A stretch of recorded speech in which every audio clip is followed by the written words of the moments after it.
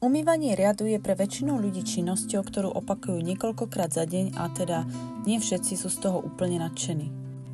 Čo poviete na to, keby sme túto rutinnú aktivitu povyšli na niečo fantastického a výnimočného? To, že riady sa sami neumýjú, zrejme nezmeníme. Čo ale môžeme zmeniť, je naše vnímanie tejto aktivity. Pre mňa zásadnou zmenou vo vnímaní akejkoľvek domácej práce je to, či sa pozerám na ňu ako na nutnú povinnosť, alebo ako na starostlivosť o miesto, kde bývam, teda o svoj domov.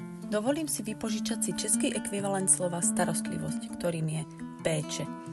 Slovo starostlivosť vo mne evokuje mnoho starostí, ale pečovať o niečo, to je niečo úplne iné.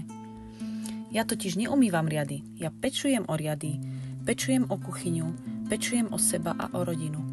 Pečujem o niečo, za čo som nesmierne vďačná. To, že mi to riady každý deň pripomínajú, je vlastne skvelé. Každodenné umývanie zubov mi pripomína, že mám zdravé zuby, za ktoré som vďačná. Každodenná výmena plienok bábätku rodičom pripomína, aký poklad do života dostali. Každodenné umývanie riadu mi pripomína, že mám to šťastie mať domov, v ktorom môžem pripravovať sebe a rodine jedlo, na ktoré máme chuť. Odmietanie súčasti života som jednoducho vymenila za vďačnosť. Jak prosté, jak dôležité. Ďalším benefitom, ktorý vnímam, je meditatívny charakter tejto činnosti. Človek nepotrebuje pri pečovaní o riady vôbec myslieť a môže si tak vyčistiť hlavu. Je to skvelé hlavne pre ľudí, ktorí pracujú hlavou a ktorí sú prehĺtení informáciami. Môžeme vnímať, ako držíme telo, ako dýchame, ako sú naše ruky svižné a schopné, ako príjemná je teplá voda na našich rukách. Všetky fyzické vnemy umožňujú našemu mozgu trochu si oddychnúť a načerpať tak sviežu energiu.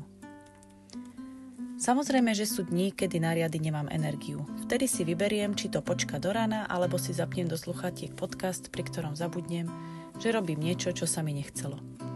Samozrejme sú dní, kedy mám možnosti od všetkých rutinných činností oddychnúť. A tie si tiež rada vychutnám. Umývačku riadu nepoužívam z niekoľkých dôvodov. Prvým z nich je, že umývačka ruší meditatívny charakter pečovania o riady, pretože je potreba trochu viac premýšľať, keď ju plníme. Druhým dôvodom je, že sa často stane, že sú v nej neumyté riady, ktoré potrebujem každý deň. Používam ju teda len pri väčšom varení alebo návšteve. Umývačka je pre mňa ale skvelým odkladacím priestorom na sušenie umytého riadu.